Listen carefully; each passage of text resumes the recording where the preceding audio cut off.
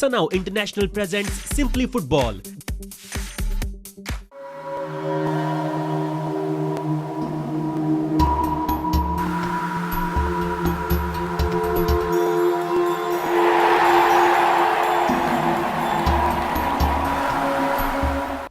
Hello and welcome to Simply Football on FC Goa TV on Prudent. I am Neeraj Prabhu. A dramatic match at Kerala Blasters saw FC Goa go down by 1-2. It was sort of a bad-tempered match where there was a flurry of cards, incidents and a bitterness, a sense of immense bitterness at the end of the game, which saw everybody at FC Goa squad worked up, and it didn't give a good feeling at the end of what should have been a beautiful game as we anticipate in the ISL. All the games should be good, entertaining games with good quality players on the field, but sometimes we end up watching such kinds of bad-tempered games. Anyways, let's get started. On this show, we have with us Francis D'Souza, former India striker, in our studio. We will discuss the performance, the incidents, everything about the game at Kerala Blasters yesterday. But let's first watch the highlights. FC Goa have now succumbed to their 6th defeat in the 3rd edition of ISL. That leaves the Gors with just 7 points from 9 games and placed at the bottom of the table. With 5 games to go, where does FC Goa go from here? Well, they have 4 games at home. But what is the morale of the team, especially after this ill-tempered match in Kerala?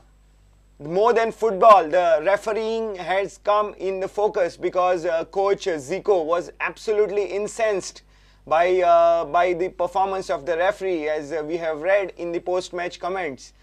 We also saw in the match at the final whistle what Zico gestured at the camera. It has given us an insight into his mindset, as he seems to be completely frustrated with how his team has been performing, or his perception about the decisions of the referees that are coming in the way of the performance of his team. Let us discuss this with our expert here, who has an experience of being a referee also, apart from being a classy striker in his heydays. Francis, what was the problem in yesterday's match? Why did FC Goa players leave so angry at the final whistle? Yes, as you know, the position that FC Goa was in, they needed a win very badly. Fortunately for them, they got a goal very early in the match. I think they should have concentrated more on sustaining the lead and getting more organized. But you should see the first half. They were under tremendous pressure, and Kerala was doing quite well, very well organized. Their coordination was good, and they created a lot of chances. Although they missed the chances, they created the chances. But once in the second half, you know, the story is different. Just like what happened to them in Goa, absolutely. Identical thing happened. Yes. I think that's a worry for Zico, because the moment they come in the second half, they lose a little bit of concentration. And if the team which is losing comes blazing out in the second half, and then they get an equalizer and put the team under pressure, they are always at an advantage. And what made matters worse was the temperament of the players. That was a little disheartening to note. You are on the lead, and then you lose your temper. And although you have considered a goal, it's not necessary for you to question every referee's decision. You got to accept the decisions, whether either way they go for you or they go against you. And if you don't maintain your temperament and your composure and your focus on the game, you will have to pay for it. And that's exactly what happened. And very rightly so, that there is definitely going to be passion and emotion, show of emotion by the coaches and the players who are affected. But then this beautiful game cannot be brought into this disrepute that we have seen yesterday. I mean, it was not required. The decisions were justified, what the referee has taken. Maybe a few decisions went earlier went away against FC Goa. But that doesn't give you a reason to lose your concentration and your focus on the game and the job you have to do at hand. Does the referee or did the referee show his bias towards the home team, as Zico has claimed that the situations were faked to enthrall the Kerala supporters? We have read on the social media about Zico's comments. Did he seem to be purposely targeting the Goa players for cards? No, I don't think that is the problem. I think no referee will ever play to the gallery in making decisions in the game. There may be a little bit of doubt on part of the referee of the day, but then with technology around, he can always be assisted by the assistant referee, which has not happened in one or two cases. And very rightly, I think on those two occasions, which led to the temperament of the FC Goa's players' emotions boiling over. And that has affected the total outcome of the match. Right. Coming to this particular incident about Gregory Arnolin's red card, what do you think was the right thing to do? Was the red card justified? I mean, we have the benefit of the replays. The referee was spot on. Okay. He knew that the intention of Gregory was to stop a ball. And if you have seen very rightly in the replays, the hand was coming more close towards the body, and then there was a little extension, which shows the intention of the player concerned, Gregory, to stop the ball. And being the last defender, almost on the touchline with the goalkeeper falling down, I think, as the law says, he deprives the team of a goal, and he should be given a red card. And very rightly so, he has got the red card. I mean, there should not be any more argument on that aspect. Right. FC Goa were then down to 9 men towards the last 10 minutes, precisely in the 80th minute, when Richarlison got the second yellow and was sent off. Was the referee spot on here as well? I think when you are already on a yellow card, and you should be very careful. I don't think there is any tackle in the technical book of football where you go and tackle the player with both the legs. Whether he has been a victim of the tackle or not, irrespective, it was a dangerous tackle, and he rightly deserved the yellow card. And when he's already on a booking earlier, you definitely, referee will always show you the red card for double booking, and very rightly so. There was nothing to be excited or passionate about that incident, and the referee was spot on in that case also. And Richarlison probably was lucky not to be involved in more of a fracas, as he controlled his initial reaction of probably he wanted to do something else, but it looked like he was about to hit the referee with the ball. Emotionally, yes, passion runs very high, and you have to also think about the effort that the players put, and with the victory which is required. I mean, you become more emotional. But I think referee couldn't do much about the gesture of Richarlison. But I think he will make a note of it in his referee report. It was a crucial match going into the later part of the season now, and they had to probably win or secure at least 1 point. So, did they set up in the right frame of mind? I don't think Zico's strategy is always defensive. It is more attacking, like I said before. So I don't think he will change the strategy for these matches, because it's too early to think about defensive approach into your game. And very rightly so, they had got the goal in the 9th minute. Yes. So I don't think that was a ploy, but maybe with a little niggles of the other players, he must be keeping them for the other matches. And since Kerala also is at the bottom part of the table, he thought it wise that he can take a chance gamble of playing Raju there. Right. The goal that FC Goa got, probably it was also helped by the goalkeeper of Kerala Blasters. It was strange that the goalkeeper forgot that he had hands. What did you make of that?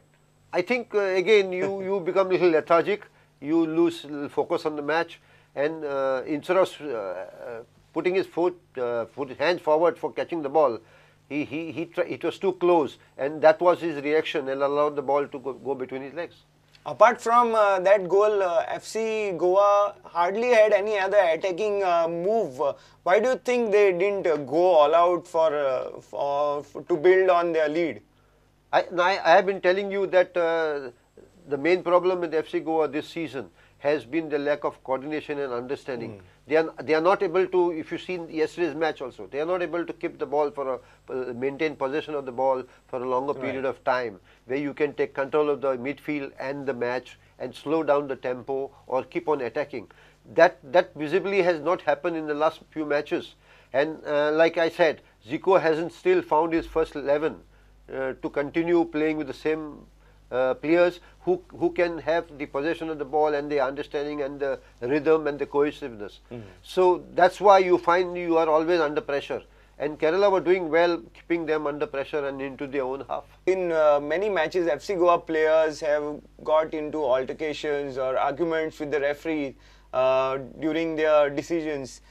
What do you think is the overall mood in the camp or overall atmosphere in this team? Because it seems like there is some acrimony, something in their mind that makes them feel that the referee is against them or all the decisions are going against them. So they are questioning anything and everything.